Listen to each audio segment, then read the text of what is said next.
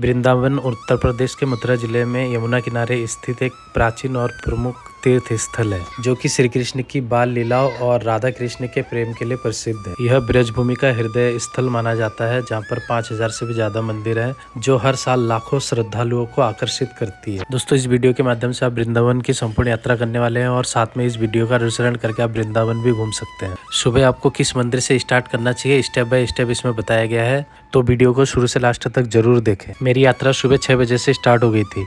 तो दोस्तों, मथुरा और गोकुल घूमने के बाद आज मैं जा रहा हूँ वृंदावन, और मैं वहाँ पे दिखाऊंगा जहाँ जहाँ भी जिस भी मंदिर में घूमूंगा, मैं आपको वहाँ का पूरा डिटेल बताते रहूँगा। तो दोस्तों, रेडी हो जाओ वृंदावन घूमने के लिए। तो मथुरा के सारे स्थानों के दर्शन करने के बाद और गोकुल गांव की संपूर्ण यात्रा करने के बाद मैं पहुँच चुका हूँ वृंदावन, और मैं आपको जो सबसे पहला मंदिर दिखाने वाला हूँ वो है श्री बांके बिहारी जी का मंदिर।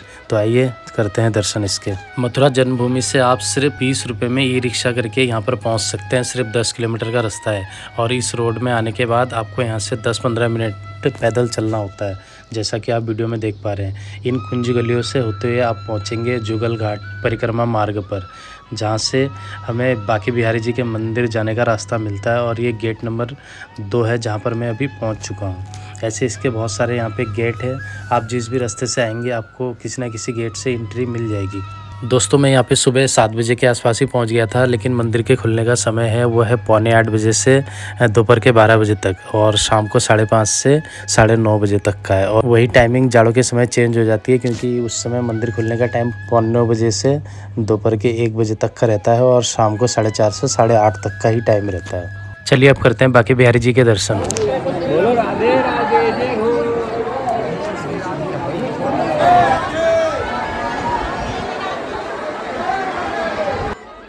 दोस्तों, मंदिर के प्रांगण में बहुत ज़्यादा भीड़ होती है, आप अंदाज़ा नहीं लगा सकते इतनी भीड़ होती है। तो अगर आप लेडीज़ और बच्चों के साथ गए हैं तो थोड़ा सा अंदर ही ऐसी सुरक्षित जगह में प्रतीक्षा करें, आपको दर्शन का टाइमिंग मिल जाएगा। लेकिन आप अगर स्टार्टिंग में ही दर्शन करना चाहेंगे तो आप बहुत दिक्कत का सामना कर सकते हैं।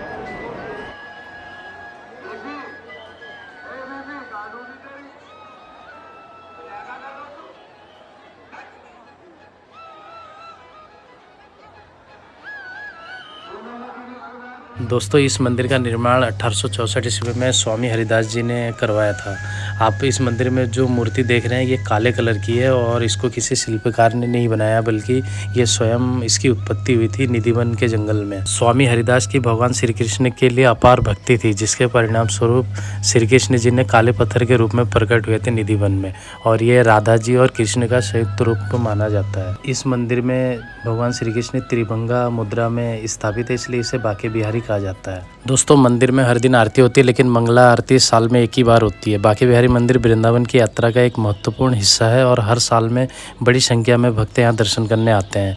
बांके बिहारी मंदिर में भगवान की मूर्ति को बार बार पर्दे से ढका जाता है, ताकि भक्त लगातार उनकी मूर्ति को ना देख सके।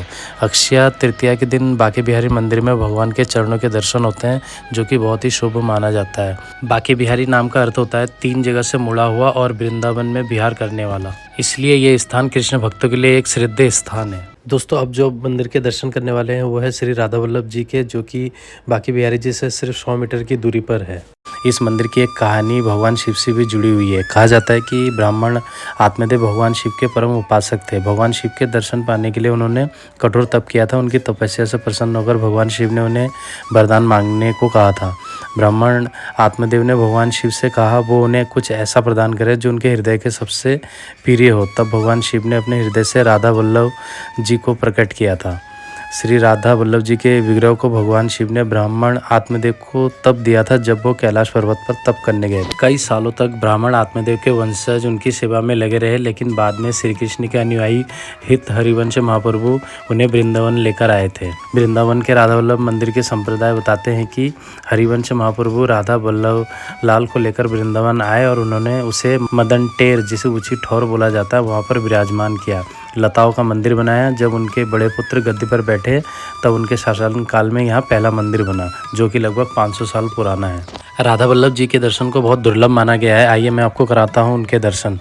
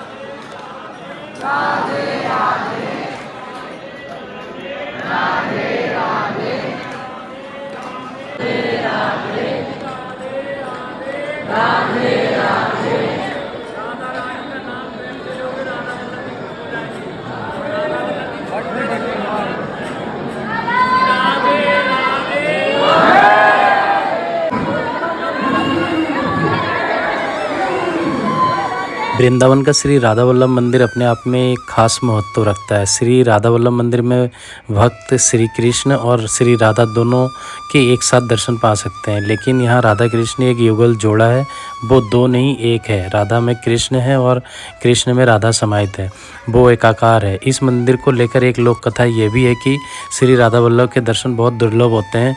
प्रभु उसी को ही दर्शन देते हैं जिसके प्रेम में सच्ची श्रद्धा और प्रभु में जिसकी पूर्ण आस्था हो।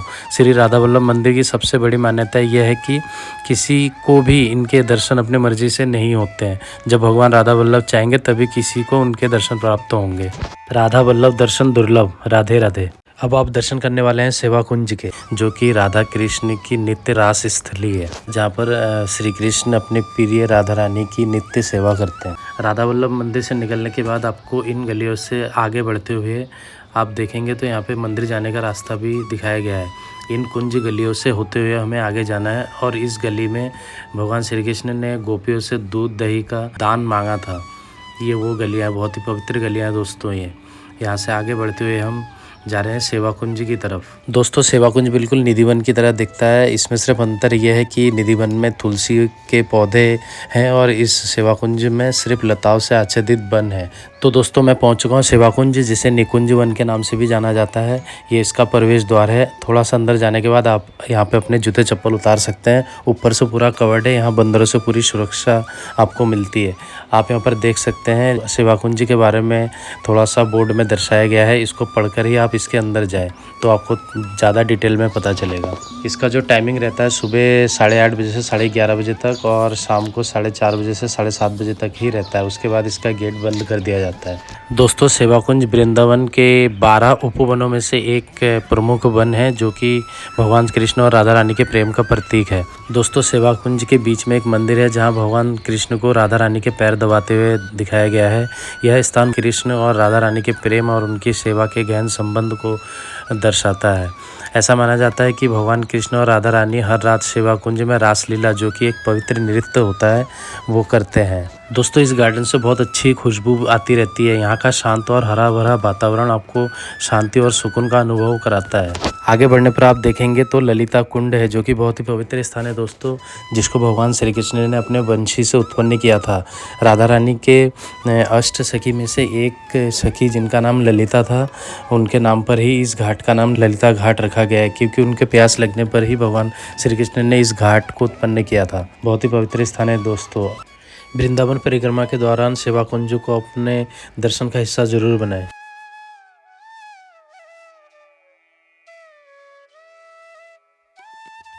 आप दर्शन करने वाले हैं छोटे राधा रमन जी के। आप जब सेवा कुंज या निकुंज से निकलेंगे तो आपको सबसे पहला मंदिर मिलेगा माखन चोर मंदिर का। इस गली से होते हुए आप थोड़ी आगे जाएंगे तो यहाँ पर देखेंगे श्री राधा दामोदर देव जी का मंदिर है। इन्हीं गलियों से होते हुए हमको आगे जाना होता है। दोस्तों वैसे तो भगवान कृष्ण और राधा रानी का जो पावन निवास है वृंदावन, यहाँ लगभग 5,500 मंदिर है, लेकिन ये जिस मंदिर के दर्शन अभी मैं आपको करवाने वाला हूँ, ये भी वृंदावन का एक मुख्य आकर्षण है। तो दोस्तों मैं पहुँच चुका हूँ शाहजी मंदिर के प्रवेश द्वार पर। ये देखिए दोस्तों, इस मंदिर का नाम शाहजी इसलिए पड़ा क्योंकि इसे लखनऊ के शाह कुंदन लाल नामक एक व्यापारी ने 1876 में बनवाया था। भगवान राधा कृष्ण की मूर्ति से युक्त यह अद्भुत इमारत दुनिया भर से श्रद्धालुओं को आकर्षित करती है। शाहजी मंदिर भगवान कृष्ण को समर्पित है। यहाँ के मुख्य देवता भगवान कृष्ण को छोटे राधा रमन के नाम से जाना जाता है, क्योंकि मंदिर में उनकी मूर्ति छोटी है। इतालवी संगमरमर जो होता है ना, उससे निर्मित है ये शाहजी का मंदिर। इसकी संरचना दुनिया भर के भक्तों को मंत्रमुग्ध करती है, जो वृंदावन में सौंदर्य और आध्यात्मिकता की तलाश करते हैं। अपने सुंदर अद्वितीय सर्पिल आकार के जो स्तंभ है ना, उसके कारण इसका नाम टेढ़े खंभे वाला मंदिर पड़ा था। दोस्तों इस मंदिर के पूर्व में ना एक बड़ा सा हॉल है जिसे बसंती कमरा कहा जाता है, जो कि साल में 2 ही बार खुलता है, लेकिन उसे बेल्जियम गिलास के झूमर और अति सुंदर चित्रों से सुशोभित है। वो अभी आप नहीं देख पाएंगे क्योंकि वो साल में सिर्फ 2 बार ही खोलते हैं उसको। दोस्तों अब आप करने वाले हैं राधा और कृष्ण की उस छोटी मूर्ति का दर्शन जिसे छोटा राधा रमण कहा जाता है। आप जब भी वृंदावन आते हैं तो इस मंदिर के दर्शन जरूर कीजिएगा। वृंदावन की हवाओं में राधे राधे का नाम गूंजता रहता है, तो कमेंट्स में आप राधे राधे ज़रूर लिखिएगा। दोस्तों अब आप करने वाले हैं निधिवन के दर्शन, जो कि इस मंदिर के बिल्कुल पास में ही है। तो आइए चलते हैं। मैं अभी मंदिर के बिल्कुल ठीक सामने गेट के यहाँ पे खड़ा हूँ, जहाँ पर आप देख सकते हैं यहाँ पर निधिवन का एक बोर्ड भी लगा हुआ है और ठीक सामने ये मंदिर का प्रवेश द्वार है। दोस्तों ये स्थान भगवान कृष्ण और राधा रानी की लीलाओं से जुड़ा हुआ है। मान्यता है कि रात में भगवान कृष्ण और गोपियों के साथ यहाँ रासलीला करते हैं, इसी कारण शाम के बाद निधिवन में प्रवेश बंद हो जाता है। और जैसे हम इसके अंदर प्रवेश करेंगे आप दाहिने साइड में देखेंगे यहाँ श्रृंगार का सामान मिलता है, जो कि किशोरी जी को चढ़ाया जाता है। वो मैं आपको दिखाऊंगा अभी अंदर जाने के बाद कि कहाँ पर इस श्रृंगार को चढ़ाया जाता है। आप यहाँ देखेंगे तो सामने निकास द्वार है, जहाँ से हमें पूरा वन घूमने के बाद निकलना होता है, और इसके दाएं साइड में देखेंगे तो यहीं से प्रवेश द्वार है। तो चलिए आगे बढ़ते हैं। दोस्तों प्रवेश द्वार से जैसे आप अंदर आते हैं तो वहाँ का दृश्य कुछ इस प्रकार का होता है। ये देखिए, ये जो हम जिस गैलरी से हम चल रहे हैं इसके दोनों साइड में तुलसी के वन हैं। इन तुलसी के पेड़ों की हाइट जो है ना वो एक इंसान के बराबर की जैसी है, थोड़ी सी ज़्यादा है, और सारे पेड़ लगभग एक जैसे एक ही हाइट के हैं। और कहते हैं कि रात को ये गोपियों के रूप में परिवर्तित हो जाते हैं। आप जब भी वृंदावन आए तो यहाँ पर ज़रूर आए निधिवन में, और इन तुलसी के पेड़ को एक बार ज़रूर छुए और यहाँ की जो रज है मिट्टी है इसको माथे से लगाए। बहुत ही सुंदर अनुभूति होती है दोस्तों। इसी क्रम में जब हम आगे बढ़ते हैं तो सबसे पहले दर्शन होते हैं ललिता कुंड के, जो राधा रानी की सखी थी। उनको प्यास लगने पर भगवान श्री कृष्ण ने बंशी से इसको उत्पन्न किया था। सखी का नाम ललिता था, इसलिए इस कुंड का नाम ललिता कुंड है। अभी थोड़ा सा और आगे चलेंगे तो आप देखेंगे यहाँ पर तुलसी के पेड़, और यहाँ जहाँ मैं अभी खड़ा हूँ यहाँ पे बहुत ज़्यादा भीड़ है, क्योंकि इसके जस्ट आगे वो स्थान के दर्शन करने वाले हैं जहाँ पर बांके बिहारी जी का प्रकट हुआ था, इसलिए यहाँ पर इतनी ज़्यादा भीड़ है। ये देखिए दोस्तों बहुत ही पवित्र स्थान है। यहाँ पर स्वामी हरिदास जी ने मतलब अपनी भक्ति से, अपने संगीत से यहाँ पर बांके बिहारी जी को उत्पन्न किया था। जो आप बांके बिहारी मंदिर में देखते हैं जो मूर्ति है, यहाँ पर ही वो प्रकट हुए थे स्वामी हरिदास जी की भक्ति से प्रसन्न होकर। यहाँ तुलसी के पेड़ की एक मुख्य विशेषता ये है कि इसके जो तने हैं वो नीचे की ओर झुके हुए रहते हैं। ये देखिए, सारे पेड़ आपको ऐसे मिलेंगे। दोस्तों अब जो आप ये दर्शन कर रहे हैं ये रंग महल का है, जहाँ पर भगवान कृष्ण और राधा रानी रासलीला करने के बाद आराम करते हैं। रंग महल में भगवान श्री कृष्ण के लिए चंदन की लकड़ी का पलंग और श्रृंगार का सामान सजाया जाता है, जो कि सुबह आपको इस्तेमाल किया हुआ ही दिखेगा। पान जो चढ़ाया जाता है वो आपको चबाया हुआ मिलता है, जो भोग चढ़ाया जाता है वो आपको खाया हुआ मिलता है। बहुत ही दिव्य दर्शन होते हैं दोस्तों इसके। इसीलिए जो निधिवन है यहाँ पे शाम के 7 बजे के बाद प्रवेश बिल्कुल वर्जित कर दिया जाता है, और यहाँ पर कोई व्यक्ति तो क्या कोई पक्षी भी नज़र नहीं आता, इसको बाहर से लॉक कर दिया जाता है, और सुबह 5 बजे ही खोला जाता है। अगर कोई गलती से इसको देखने की कोशिश करे तो या तो वो पागल हो जाएगा या फिर अंधा, कुछ भी ऐसे यहाँ की मान्यता है। कोई अप्रिय घटना ही हो जाती है अगर कोई इसे देखने की कोशिश करता है। तो यहाँ पर बहुत से आचार्यों की समाधि भी आप देख सकते हैं। रंग महल से थोड़ा सा आगे बढ़ने पर आप देखेंगे ये वो स्थान है जहाँ पर रासलीला होती थी। ये देखिए यहाँ पे आप उससे दर्शन कर रहे हैं, यही वो स्थान है जहाँ पर 16,108 गोपियों के संग भगवान श्री कृष्ण ने एक सुंदर नृत्य जिसे रासलीला कहा जाता है वो करते थे। दोस्तों आश्चर्य की बात यह है कि 16,108 जगह पे वो एक समय में सबके साथ नृत्य करते थे, और सारी गोपियों को ये लगता था कि मेरे साथ ही भगवान श्री कृष्ण नृत्य कर रहे हैं। दोस्तों इसी के बगल में बंशी छोरी राधा रानी का भी मंदिर है। एक बार कहा जाता है कि भगवान श्री कृष्ण से नाराज़ होकर उन्होंने उनकी बंशी चुरा ली थी, क्योंकि वे अपनी बांसुरी की धुन में हमेशा मग्न रहते थे। दोस्तों इसी मंदिर के पास में अगर आप देखेंगे तो यहाँ पर स्वामी हरिदास जी की समाधि स्थल भी आप देख सकते हैं। उनके साथ साथ कई आचार्यों की भी यहाँ समाधि स्थल है, जिन्होंने यहाँ पर तपस्या की थी। दोस्तों निधिवन की मान्यता और रहस्य आज भी लोगों को आकर्षित करती है और वृंदावन को एक अनोखा धार्मिक और आध्यात्मिक स्थान बनाती है। आप जब भी वृंदावन आए तो निधिवन के दर्शन जरूर करें। दोस्तों आशा करता हूँ आपने निधिवन के दर्शन बहुत अच्छे से किए होंगे। अब मैं यहाँ से बाहर जा रहा हूँ, जहाँ पर कुछ दूरी चलने पर राधा रमन मंदिर के दर्शन होते हैं। तो आइए चलते हैं।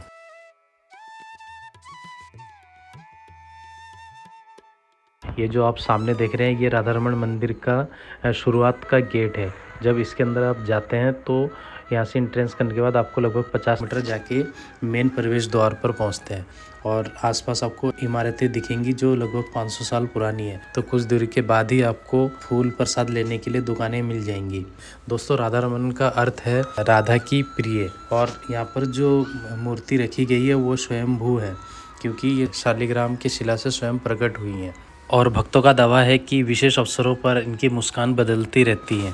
दोस्तों इस मंदिर की स्थापना स्वामी गोपाल भट्ट गोस्वामी द्वारा लगभग 500 वर्ष पहले की गई थी, और मंदिर की रसोई में लगभग 500 वर्षों से ही लगातार एक अग्नि जल रही है, जिसे गोपाल भट्ट स्वामी ने वैदिक मंत्रों उच्चारण के साथ प्रज्वलित किया था। इसी अग्नि से भोग और आरती की जाती है और आज तक यहाँ माचिस का प्रयोग नहीं हुआ है। दोस्तों इसी मंदिर में गोपाल भट्ट गोस्वामी जी की समाधि भी है, जो कि चैतन्य महाप्रभु के शिष्य थे। गोपाल भट्ट स्वामी नेपाल से 12 शालिग्राम शिलाएं लाए थे, जिनमें से एक शिला से राधा रमन जी प्रकट हुए थे। दोस्तों यही है श्री राधा रमन मंदिर प्रवेश द्वार।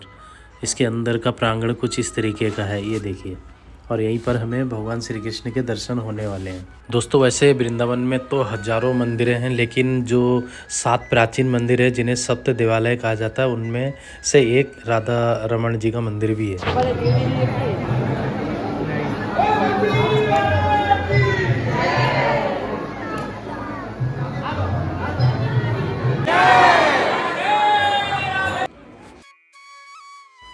दोस्तों राधा रमन जी के दर्शन करने के बाद थोड़े से दूरी पर आप जाएंगे तो आप दर्शन कर पाएंगे श्री रंगनाथ मंदिर के, जो कि सबसे बड़ा मंदिर है वृंदावन का, जिसमें भगवान विष्णु के रंगनाथ स्वरूप की पूजा की जाती है। और यह मंदिर वृंदावन के सबसे बड़े मंदिरों में से एक है। दोस्तों भगवान विष्णु के रंगनाथ रूप को समर्पित यह मंदिर दक्षिण भारतीय द्रविड़ शैली में बना हुआ उत्तर भारत का एकमात्र मंदिर है, जिसका निर्माण 1851 ईस्वी में हुआ था। और यह मंदिर अपने भव्य वास्तुकला, गोपुरम और ब्रह्मा उत्सव जो रथ यात्रा के लिए प्रसिद्ध है, जहाँ भगवान रंगनाथ की पूजा श्री कृष्ण के रूप में होती है। ये जो आप गोपुरम देख रहे हैं, इसके जस्ट नीचे यहाँ पे टिकट घर है, जहाँ पर आपको लीला घर, वाहन घर और शीश महल का टिकट मिलता है। प्रत्येक जगह को देखने का किराया सिर्फ 20 रुपये है। सर्वप्रथम लीला घर में आप देखेंगे तो भगवान विष्णु का मत्स्य अवतार देखने को मिलता है, उसके बाद समुद्र मंथन, और उसके बाद आप देखेंगे तो यहाँ वराह अवतार और नरसिंह अवतार, उसके बाद देखेंगे तो वामन अवतार, फिर रामचंद्र जी का अवतार, और उसके बाद सीधे कल्कि अवतार को इसमें प्रदर्शित किया गया है। इसी कक्ष के दूसरी तरफ देखेंगे तो भगवान कृष्ण का कारागार में जो जन्म होता है वो दिखाया गया है, ये देखिए। और उनको लेकर वासुदेव जी जो गोकुल जाते हैं, गोकुल आगमन का भी यहाँ पर दिखाया गया है। उसी के बगल में आप देखेंगे तो भगवान कृष्ण की एक लीला और है, जिसमें द्रौपदी के चीरहरण के टाइम पे जो वस्त्र प्रदान करते हैं वो इसमें दिखाया गया है। और इसी के साथ में अगर बगल में दूसरी लीला भगवान का देखेंगे तो भगवान जी की सवारी को दिखाया गया है। इसी के बगल में आप देखेंगे तो गोवर्धन लीला दिखाया गया है। साथ ही में यहाँ पर कृष्ण अवतार को भी मुख्य रूप से दिखाया गया है। ये सब लीला भवन के अंदर आपको मिलेगा देखने के लिए। यहाँ पर राम जी रावण का वध करते हुए दिखाया गया है, ये देखिए। सब विष्णु जी के अवतार हैं, इसलिए इन लीलाओं को यहाँ पर दिखाया गया है। इसी के बगल में आप देखेंगे तो श्री राम की राजगद्दी को दिखाया गया जो अयोध्या का है, और यहाँ पे गज ग्रह का उद्धार दिखाया गया, जिसमें विष्णु जी स्वयं आते हैं उनके उद्धार करने के लिए। यहाँ मीरा के प्रभु गिरधर नागर को दिखाया गया है, ये देखिए। और यहाँ पर मुख्य रूप से देखेंगे तो आप भगवान श्री कृष्ण की रासलीला को दिखाया गया है। बहुत ही भव्य दर्शन होते हैं इस लीला घर में भगवान श्री कृष्ण के लीलाओं का।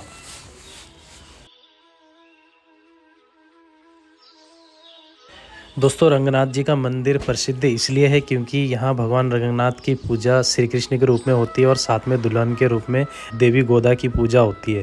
दोस्तों मैं अभी गोपुरम के ठीक नीचे हूँ, मतलब जो मेन प्रवेश द्वार है उसके नीचे हूँ, और आप देख सकते हैं इस मंदिर की द्रविड़ शैली को, जो कि दक्षिण भारतीय शैली है, जो उत्तर भारत में बहुत ज़्यादा दुर्लभ है। इसको द्रविड़ शैली भी बोला जाता है। दोस्तों गोपुरम से अंदर जाने के बाद आप जो मंदिर के दर्शन करने वाले हैं, जिसमें भगवान विष्णु शेषनाग पर लेटे हुए अवस्था में दिखाई देते हैं और माता लक्ष्मी उनकी चरण सेवा करती हुई दिख जाएंगी, जहाँ पे बगल में आपको भूदेवी की भी प्रतिमा दिखने को मिलती है।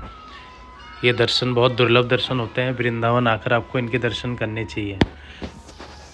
और साथ ही में अगर आप यहाँ पर की वास्तुकला को देखेंगे जो कि द्रविड़ शैली में है, तो ये देखिए पूरे मंदिरों में पिलरों में ये कला आपको देखने को मिल जाएंगी। सुंदर नक्काशी और वास्तुकला का बहुत ही अच्छा उदाहरण इस मंदिर में आपको देखने को मिल जाएगा। दोस्तों यह वृंदावन के सबसे बड़े मंदिरों में से एक है और लगभग 15 एकड़ में फैला है, जिसमें एक शांत बगीचा भी और एक जलाशय भी है, जो मैं आपको आगे दिखाऊंगा। और यहाँ पर ब्रह्मा उत्सव का त्यौहार मनाया जाता है, जो मार्च अप्रैल के टाइम में मनाया जाता है। 10 दिवसीय होता है वो, जिसमें भगवान का एक विशाल लकड़ी का रथ निकाला जाता है और पूरे नगर में घुमाया जाता है। अब हम देखने वाले हैं वाहन घर, इसके अंदर अभी चलते हैं। दोस्तों वाहन घर के अंदर आप जो ये देख रहे हैं ना, शेषनाग, सिंह, फिर विमान अलग अलग, ये सब हमारे देवताओं के वाहन हैं। और ये ज़्यादातर जो आप देख रहे हैं ये सोने से बना हुआ है, कुछ कुछ इसमें से चांदी की भी बनी हुई है। आप देख रहे होंगे, अभी आपने शेषनाग देखा, ये हाथी का सोने से बनाया गया है। ये कांच का विमान आप सामने देख पा रहे हो। ऐसे करके बहुत सारे जो उनकी सवारी है भगवान की, वो इसमें प्रदर्शित किया गया, इसलिए इसका नाम वाहन घर है। ये देखिए दोस्तों, ये दक्षिण भारत के एक बहुत ही संपन्न आदमी थे, उन्होंने ये बनवाया था। बहुत ज़्यादा खर्चा इन्होंने किया था, इसमें आप देख सकते हैं। और ये देखेंगे तो कदम का वृक्ष है, जिसमें ऊपर शेषनाग को दिखाया गया है। यहाँ बगल में आप देखेंगे तो पालकी भी दिखाया गया है उस ज़माने का। ये देखिए सोने से बनाया है। यहाँ पर कुछ अश्व भी आप देख सकते हैं। तो इसका टिकट वही 20 रुपये ही रहता है, जो मैंने आपको शुरू में दिखाया था।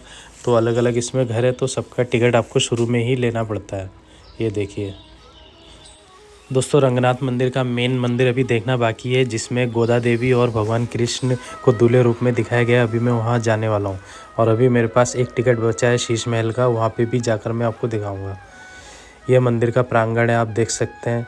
बहुत ही सुंदर और आकर्षण भरा यह स्थान है। इस प्रांगण के दाएं साइड में एक बड़ा सा बगीचा है, गार्डन, और इसके बाएं साइड में आप देखेंगे तो एक जलाशय है। ये देखिए, जहाँ पर नाइट शो का भी आयोजन किया जाता है। बहुत ही भव्य दर्शन होते हैं इस मंदिर में, क्योंकि यह वृंदावन का सबसे बड़ा मंदिर है। तो दोस्तों अब मैं मुख्य मंदिर में प्रवेश करने वाला हूँ, जहाँ पर एक सोने का खंभा भी है जो 60 फीट ऊंचा है। आप देखेंगे तो ये देखिए सामने, जिसे गरुड़ ध्वज के नाम से भी जाना जाता है, जिसकी लंबाई 60 फीट है और ये सोने के कवर से इसको बनाया गया है। दोस्तों इसी के सामने जो आप मंदिर देख रहे हैं, यहीं पर माँ गोदा देवी और भगवान रंगनाथ को दिखाया गया है, जो रंगनाथ मंदिर का मुख्य आकर्षण है, जिसको देखने के लिए लोग वृंदावन में आते हैं। दोस्तों गोदा देवी भगवान विष्णु को अपने पति के रूप में पाना चाहती थी और उनकी अटूट भक्ति के कारण उन्होंने कठोर व्रत और तपस्या की, जिसके फलस्वरूप भगवान रंगनाथ ने उन्हें अपने पत्नी के रूप में स्वीकार किया और उनके साथ विवाह किया, जिससे यह मंदिर दक्षिण और उत्तर भारतीय परंपराओं का संगम बन गया, जहाँ भगवान कृष्ण को दूल्हे के रूप में दिखाया जाता है। दोस्तों अब मैं आ चुका हूँ शीश महल के अंदर। ये देखिए बहुत ही देखने में सुंदर सा यह महल बनाया गया है, जो पूरे कांच का बना हुआ है। इसका कोई वैसे पौराणिक महत्व नहीं है, बस यह है कि जब सूर्य की रोशनी इसमें पड़ती है तो ये पूरा जगमगा उठती है और मंदिर के परिसर में होने के कारण एक दिव्य आभा बन जाती है।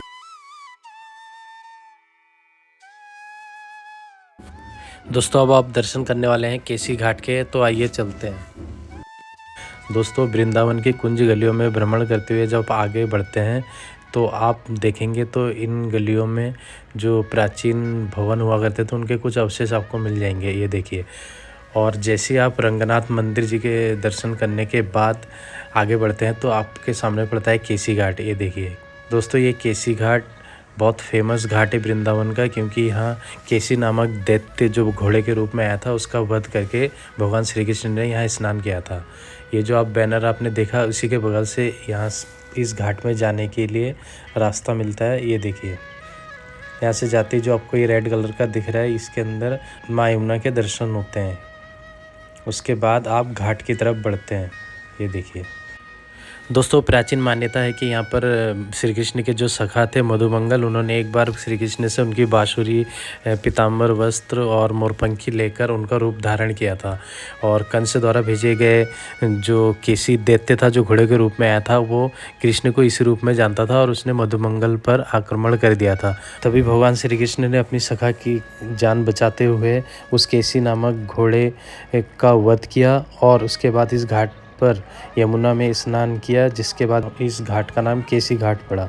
दोस्तों वृंदावन के सबसे महत्वपूर्ण और पवित्र घाटों में से एक है, जहां भक्त यमुना नदी में पवित्र डुबकी लगाते हैं। दोस्तों इस घाट पर शाम की आरती बहुत ज़्यादा प्रसिद्ध है और यहाँ का भजन, ये दोनों मिलकर यहाँ आध्यात्मिक माहौल बनाते हैं। और सूर्यास्त के टाइम का जो नौका विहार है यमुना जी का, वो बहुत ही सुंदर लगता है। यहाँ पर लगभग 50 रुपये का टिकट पड़ता है और आप देखेंगे तो बहुत ज़्यादा पब्लिक इस नौका विहार का यहाँ आनंद लेते हैं। दोस्तों इस घाट का निर्माण 17वीं शताब्दी के अंत में भरतपुर की रानी लक्ष्मी द्वारा किया गया था, जिसमें आप राजस्थानी स्थापत्य शैली और विस्तृत नक्काशी और पत्थर की सीढ़ियाँ आप इसमें देख सकते हैं। दोस्तों यहाँ का शांत वातावरण पर्यटकों को अपनी ओर आकर्षित कर लेता है। दोस्तों पौराणिक कथाओं के अनुसार भगवान शिव को एक बार भगवान श्री कृष्ण की रासलीला देखने की इच्छा प्रकट हुई थी, तो उन्होंने राधा और गोपी से अनुमति लेकर गोपी का वेश धारण किया था और इसी स्थान पर गोपी का वेश धारण किया था। इसलिए यहाँ 3 शिवलिंग प्रकट हुए थे, इसलिए इसको गोपेश्वर महादेव के नाम से भी जाना जाता है। यहाँ पर इन शिवलिंगों को गोपी के रूप में भी सजाया जाता है। आप जो ये पर्दा लगा हुआ देख रहे हैं, इसके पीछे भगवान शिव का गोपी रूप देखा जा सकता है। अभी इन्होंने इसको ढक कर रखा था, लेकिन आप जब इस घाट पे आएंगे तो आपको आसानी से दर्शन हो जाएंगे। दोस्तों केसी घाट वृंदावन का ऐतिहासिक, पौराणिक और आध्यात्मिक केंद्र है, जो कृष्ण लीलाओं से जुड़ा हुआ है और भक्तों को शांति व सुकून प्रदान करते हैं। आप केसी घाट का जो डिटेल है उसको इस बोर्ड में भी पढ़ सकते हैं, जो आगे आप ये देख पा रहे हैं। दोस्तों पौराणिक कथाओं और धार्मिक महत्व के कारण वृंदावन भक्तों के लिए एक महत्वपूर्ण तीर्थ स्थान है। इसलिए भक्त यहाँ पर श्री कृष्ण की लीलाओं को अनुभव करने के लिए आते हैं। इसी क्रम में दर्शन करवाने वाला हूँ चीर घाट के, जो कि भ्रमर घाट के पास पड़ता है। आप यदि वृंदावन की परिक्रमा करते हैं तो आपको यह स्थान बहुत ही आसानी से मिल जाएगा। आप जो चीर घाट का बोर्ड देख रहे हैं, उसके उस साइड में यमुना है और रोड के उस पार देखेंगे तो वो कदम का वृक्ष है, जहाँ पर भगवान श्री कृष्ण ने गोपियों के वस्त्र चुराए थे। दोस्तों ये वही कदम का वृक्ष है जो 6000 वर्ष पुराना है और चीरहरण लीला के लिए प्रसिद्ध है। 6-7 वर्ष के छोटे कृष्ण की बात को टालते हुए गोपियां यहाँ पर वस्त्र उतारकर इस घाट पर स्नान किया करती थी और श्री कृष्ण उन्हें बार बार टोकते थे ऐसा करने से, फिर भी गोपियां उनकी बात को नहीं मानती थी। तो उन्हीं को सबक सिखाने के लिए श्री कृष्ण ने उनके वस्त्रों को इस कदम के वृक्ष के ऊपर टांग दिया था। दोस्तों आप जब वृंदावन जाओगे तो आप देखोगे कि वहाँ पर सूखे हुए पेड़ को भी संरक्षण दिया जाता है। यहाँ पर भी आप देखेंगे तो कदम के सूखी डाली को भी संरक्षित किया गया है। दोस्तों आप ये कदम का वृक्ष देख रहे हैं और इसी के जस्ट सामने ये घाट हुआ करता था और उस युग में यमुना यहाँ तक बहा करती थी। अब वो जो बोर्ड देख रहे हैं चीर घाट लिखा हुआ, उसके जस्ट पीछे यमुना बह रही है, जो थोड़ा इस वृक्ष से पीछे की तरफ चली गई है समय के साथ। दोस्तों आप जब भी वृंदावन आते हैं तो इस स्थान के दर्शन करना बिल्कुल ना भूलें। तो गोपियों के बार बार विलाप करने के बाद भगवान श्री कृष्ण ने उन्हें समझाया कि ऊपर सूर्य भगवान और नीचे वरुण देव, यहाँ पर आप बिना वस्त्र के स्नान करने पर इनका अपमान होता है। तब गोपियों को यह समझ में आया था। भक्त यहाँ पर दूर दूर से इस वृक्ष पर वस्त्र बांधने के लिए आते हैं और अपने मनोकामना पूर्ति के लिए यहाँ वस्त्र बांध कर जाते हैं। आप अगर देखेंगे तो यहाँ पर भगवान श्री कृष्ण पेड़ पर बैठे हुए आपको दिखाई देंगे, जो कि पीताम्बर वस्त्र धारण किए हुए हैं, जिनके दर्शन करना अत्यंत फलदायी है। दोस्तों वीडियो अच्छी लग रही हो तो इसको लाइक करना और साथ में शेयर भी कर देना। और इस चीर घाट के आप 1.5 किलोमीटर आगे पहुँचेंगे तो आप पहुँचेंगे मदन मोहन मंदिर में, जो कि वृंदावन के सबसे पुराने मंदिरों में से एक है। जब आप चीर घाट के दर्शन करते हुए कालिया मर्दन जो घाट है उस तरफ जाते हैं तो ये रास्ते में आपको पड़ता है। दोस्तों आप जब सुबह सुबह सारे मंदिरों के दर्शन करके जब बाहर की तरफ निकलते हैं तब ये रास्ते में पड़ता है। दोस्तों कालिया मर्दन मंदिर जो है उसके यहाँ पर ठीक सामने से मदन मोहन मंदिर जाने के लिए पीछे से एक रोड है, जहाँ से मैं अभी जा रहा था। तो रास्ते में आप देखेंगे तो कालिया मर्दन मंदिर का विकास ट्रस्ट भी यहाँ पर आपको देखने को मिल जाएगा। और यहाँ से थोड़ा सा आगे जाएंगे तो ये मदन मोहन मंदिर का पीछे का साइड है, जो पहले प्रवेश द्वार हुआ करता था, अभी कुछ यहाँ पे काम चल रहा है तो इसको अभी बंद कर दिया गया है। इस मंदिर के खुलने का समय सुबह 6 बजे से 11 बजे तक और शाम को 5 बजे से रात के 9:30 बजे तक रहता है तथा जाड़ों में मौसम के अनुसार बदल जाता है। मंदिर के बैक साइड में जो रास्ता है, मैं वहाँ से मंदिर की तरफ बढ़ रहा हूँ। दोस्तों, यह मंदिर जो वृंदावन के सबसे पूजनीय मंदिर है उनमें से एक है और यमुना नदी के किनारे कालिया घाट के पास स्थित है, जो भगवान कृष्ण को समर्पित है, जहाँ वे राधा और ललिता गोपी के साथ विराजमान है।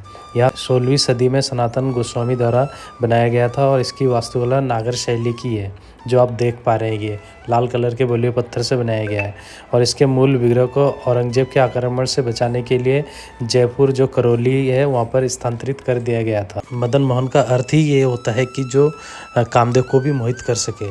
यह मंदिर भगवान कृष्ण के प्रति अपने प्रेम को जगाने और आध्यात्मिक मार्ग पर आगे बढ़ने के लिए महत्वपूर्ण माना जाता है। दोस्तों, आप जो ये देख रहे हैं यही है मेन प्रवेश द्वार, लेकिन अभी इसमें मरम्मत का काम चल रहा है, जो मैंने आपको पीछे गली से जब आ रहा था तब मैंने आपको दिखाया था। अब आप मंदिर को सामने से विजिट करेंगे, देख पाएंगे। ये देखिए, ये नागर शैली में बनाया गया है, जिसमें आप सूर्य चक्र और शंख आदि से इसको सुसज्जित किया गया है और ये एक ऊंचे टीले पे बनवाया गया है, जहाँ पर कहते हैं कि भगवान कृष्ण ने कालिया मर्दन के बाद यहाँ पर विश्राम किया था। दोस्तों, मैं यहाँ पे और 12 बजे के बाद पहुँचा था, इसलिए मंदिर अभी बंद था। और ये जो आप देख रहे हैं ये मंदिर का एग्जिट पॉइंट है। ये देखिए, वर्तमान समय में यहीं पर से लोग मंदिर के अंदर प्रवेश भी करते हैं और यहीं से बाहर की तरफ निकलते भी है।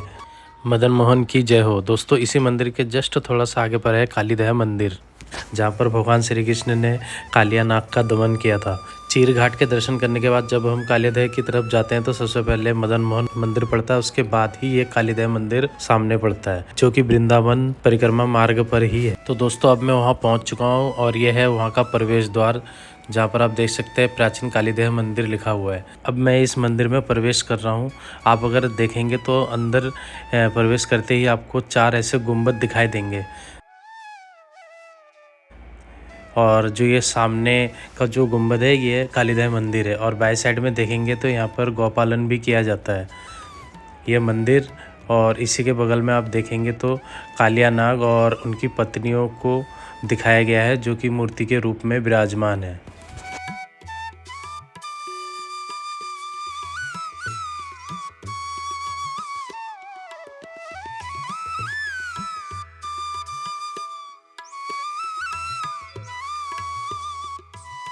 दोस्तों, यह मंदिर नकारात्मक ऊर्जा को शांत करने तथा भगवान को निस्वार्थ भाव से समर्पित होने का प्रतीक है। दोस्तों, कालिया नाग ने अपने रहने के लिए इस एरिया को इसलिए चुना था वृंदावन का, क्योंकि यहाँ पर जो गरुड़ देवता है, जो गरुड़ पक्षी होता है, वो इनको यहाँ पे परेशान नहीं कर सकता था एक ऋषि के श्राप के कारण। इसलिए कालिया नाग ने इस स्थान को चुना था रहने के लिए। और यहाँ पर जब यमुना इस कदम के वृक्ष के पास में तक बहा करती थी, उस समय कालिया नाग ने अपने विष से पूरे एरिया को विषैला कर दिया था। यहाँ पर कोई भी जानवर अगर वृंदावन का पानी पीने आता था तो उसकी मृत्यु हो जाती थी। दोस्तों, ये वही पवित्र कदम का वृक्ष है जो लगभग 5500 वर्ष पुराना है, जहाँ से भगवान श्री कृष्ण यमुना नदी में कूदे थे और कालिया नाग से युद्ध करके उसे पराजित करके उसका दमन किया था और उनके पत्नियों के कहने पर ही उन्होंने उनको जीवन दान दिया था।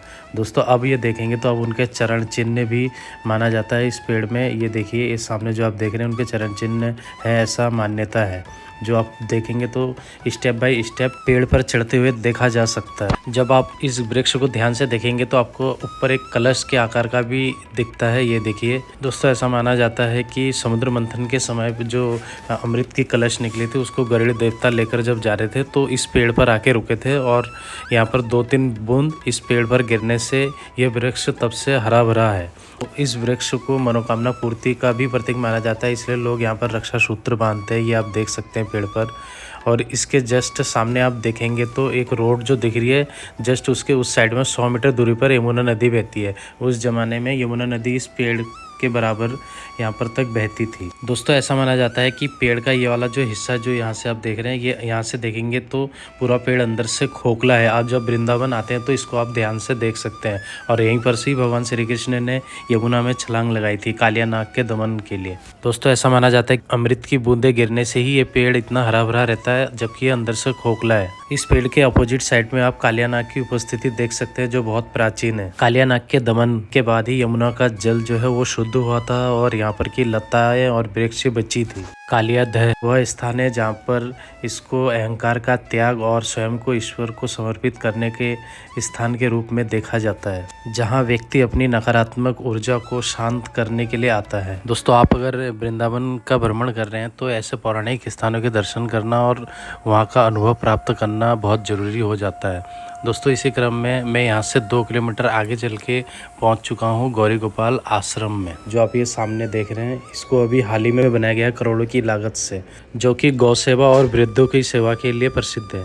और इस आश्रम का जो एंट्रेंस है वो यहाँ पर से आप जो ये देख रहे हैं, और जो प्रथम तल है, फर्स्ट फ्लोर है, ये आप सामने देख पा रहे हैं। बिल्कुल 5 स्टार होटल के तर्ज पे बनाया गया है इसको।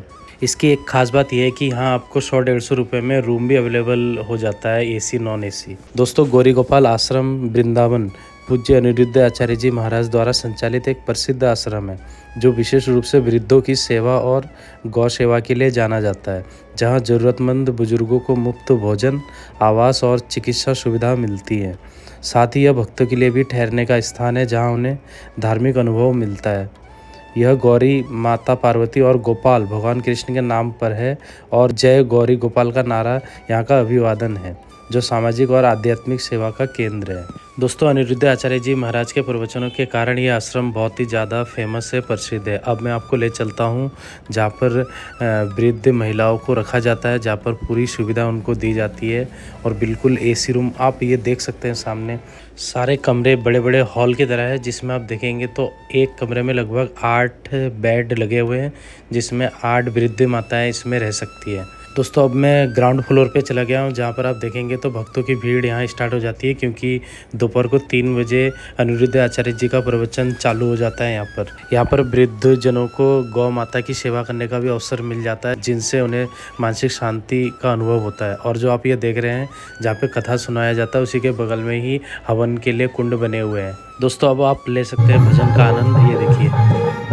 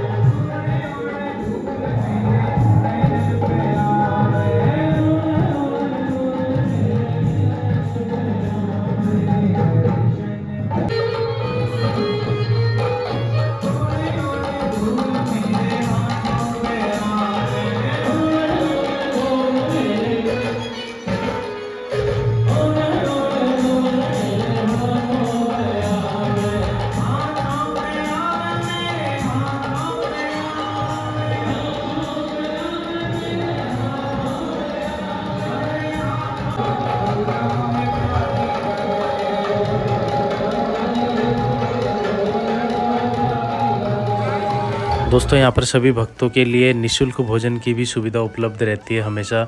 आप ये देख सकते हैं, लोग कतार में खड़े हैं। यहाँ से भोजन में आपको रोटी, चावल, दाल, सब्जी मिल जाती है, रायता वगैरह मिल जाता है। बहुत ही स्वादिष्ट भोजन आप प्रसाद के रूप में यहाँ पर ले सकते हैं। गौरी गोपाल आश्रम एक पवित्र स्थान है, जो वृद्धों और जरूरतमंदों की सेवा के साथ साथ भक्तों को भी आध्यात्मिक शांति प्रदान करता है। यह आश्रम वृंदावन परिक्रमा मार्ग पर पड़ता है और प्रेम मंदिर से लगभग 1 किलोमीटर की दूरी पर है। दोस्तों अब शाम हो चुकी है, तो मैं अब जा रहा हूँ प्रेम मंदिर। ये देखिए प्रेम मंदिर का मेन एंट्रेंस, और ये जो मैं वीडियो में दिखा रहा हूँ मैं आपको, ये प्रेम मंदिर के शाम के समय का है। जैसे मंदिर में प्रवेश करते हैं तो आपको देखिए बाएं साइड में भगवान श्री कृष्ण का कालिया नाग दमन की जो लीला है वो इसमें दिखाया गया है।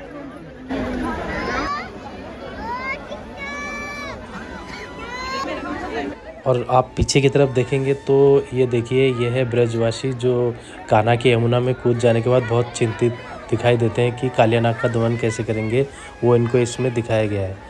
और साथ में आप प्रेम मंदिर का लाइटिंग शो भी देख सकते हैं, क्योंकि शाम के टाइम पे यहाँ पे लाइटिंग शो का आयोजन किया जाता है पर डे। यहाँ पर आप देखेंगे तो छोटा सा एक झरना टाइप का बनाया गया है जो भक्तों को बहुत आकर्षित करते हैं। दोस्तों, इस मंदिर के खुलने का जो समय होता है शाम को वो 4:30 बजे से शाम के 8:30 बजे तक होता है। और जो इसका लाइटिंग शो आप देख रहे हैं बीच बीच में जो मंदिर का कलर ये रंग परिवर्तित हो रहा है, ये 7:30 बजे से चालू हो जाता है और सर्दियों में 7 बजे से।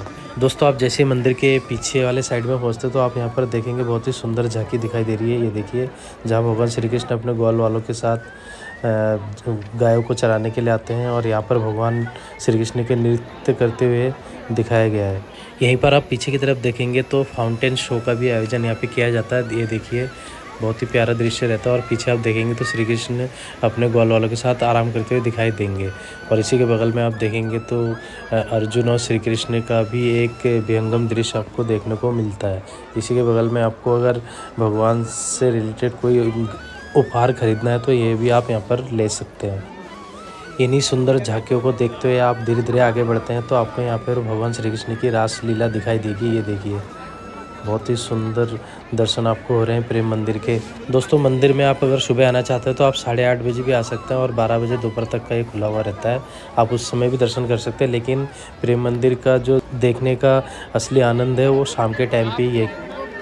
इन सुंदर झांकियों को देखते हुए जब आगे बढ़ते हैं तो आप गोवर्धन लीला भी देखेंगे। ये देखिए, जहाँ पर भगवान श्री कृष्ण गोकुलवासी को बचाने के लिए इंद्र के प्रकोप से ये गोवर्धन पर्वत को अपनी उंगली पर उठा लेते हैं। बहुत ही प्यारा दृश्य है, ये देखिए।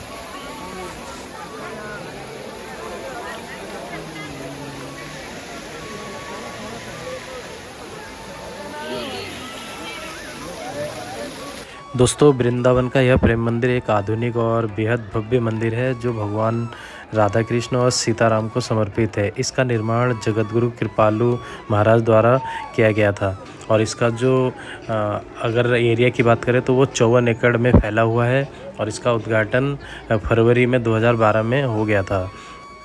इसको बनाने में 11 वर्ष का समय और कम से कम 150 करोड़ की लागत आई थी। अब चलते हैं प्रेम मंदिर के अंदर।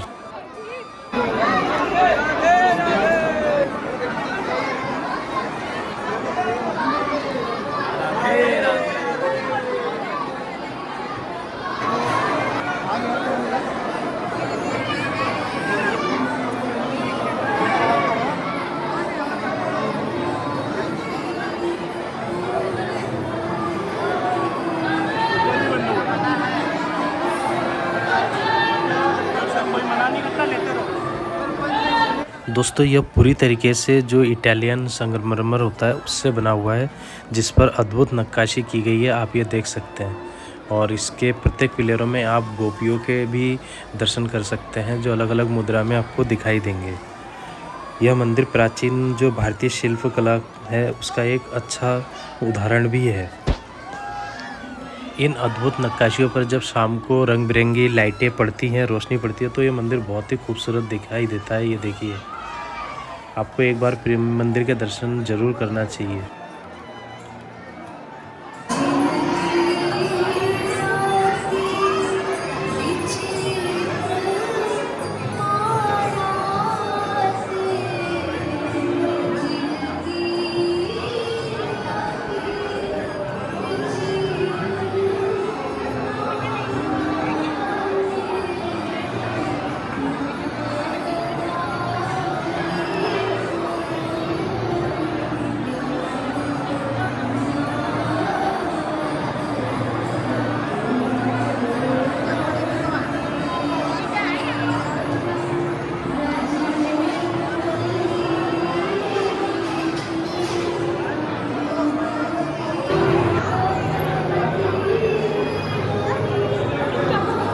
मंदिर को पूरा घूमने के बाद जब आप पहले तल में प्रवेश करते हैं तो वहाँ पर आपको राम सीता की जोड़ी दिखाई देने वाली है। अभी शाम की आरती का समय हो रहा था तो मैं बस अभी वहीं पहुँचने वाला हूँ, जहाँ पर आप देख पाएंगे भगवान श्री राम और सीता मैया की जोड़ी। उससे पहले आप दर्शन कर पाएंगे जो भी हमारे जगत गुरु रहे हैं, कृपालु महाराज रहे हो, शंकराचार्य रहे हो, अलग अलग जो जगत गुरु हैं उनकी प्रतिमा के दर्शन आप यहाँ पर कर सकते हैं।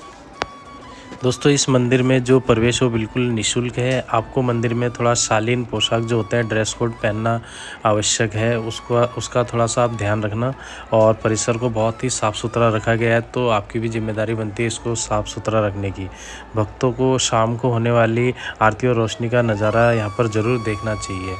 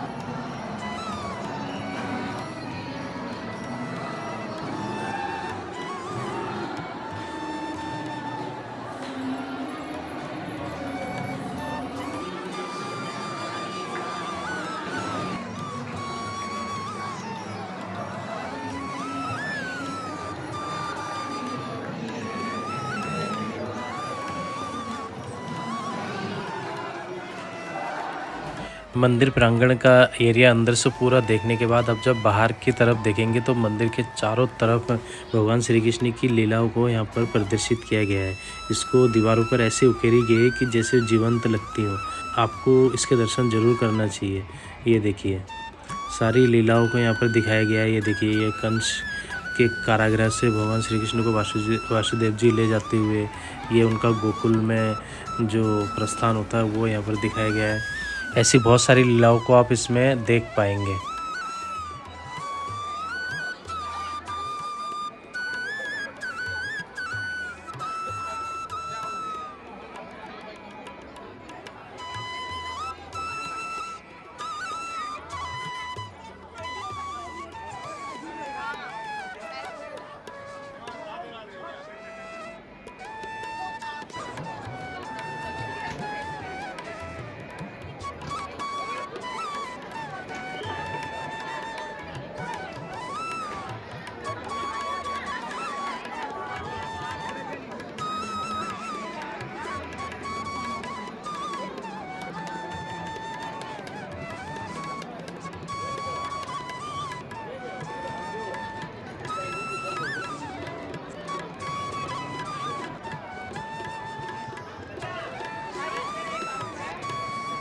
दोस्तों यहाँ तक पहुँचना बहुत ही आसान है। आप मथुरा रेलवे स्टेशन से मात्र 16 किलोमीटर की दूरी पे वृंदावन आकर इसके दर्शन कर सकते हैं। दोस्तों वैसे तो आपको प्रेम मंदिर में ही अपनी एक दिन की यात्रा समाप्त कर देनी चाहिए, लेकिन अगर आपके पास टाइम है तो आप जा सकते हैं। मैं इसके बाद वैष्णो देवी मंदिर चले गया था जो कि 8 बजे तक खुला रहता है, जो वहाँ से 2.5 किलोमीटर की दूरी पर है, जो कि जम्मू के वैष्णो देवी के तर्ज पर बनाया गया है। ये देखिए इसका मेन एंट्रेंस है और यहाँ पे दिन में हल्की फुल्की यहाँ चेकिंग होती है, उसके बाद ही आप ये वैष्णो देवी के दर्शन कर सकते हैं। इसके लिए सबसे पहले आपको कुछ दूरी पैदल जाना पड़ेगा। जैसे जैसे मैं मंदिर के अंदर जाऊँगा आपको बताते चलूँगा इस मंदिर के बारे में। ये देखिए थोड़ा सा आगे चलने पर आपको यहाँ पर एक साइन बोर्ड नज़र आ जाएगा, मंदिर का प्रवेश जो द्वार है वहाँ का। वहाँ से आप चलते ही आप थोड़े से आगे जाएंगे तो देखेंगे ये मूर्ति लगभग 141 फीट ऊंची है, बहुत विशाल प्रतिमा है इसकी। और बगल में श्री हनुमान जी की भी मूर्ति आपको दिखाई देंगी। इसको एक विशाल चट्टान के ऊपर बनाया गया है, जैसा आप देख सकते हैं। अब मैं इसके नीचे की तरफ जा रहा हूँ।